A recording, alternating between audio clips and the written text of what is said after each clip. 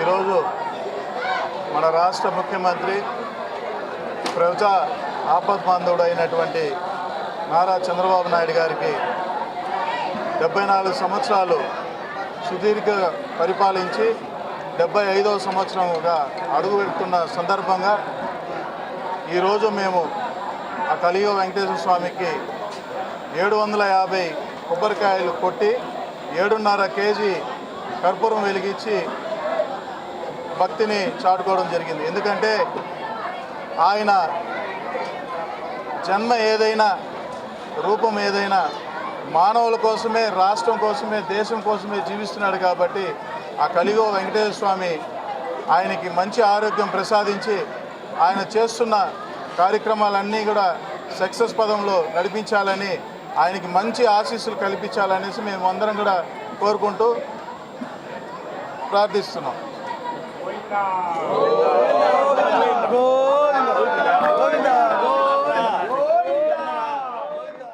మా వీడియో మీకు నచ్చినట్లయితే please like, share and subscribe.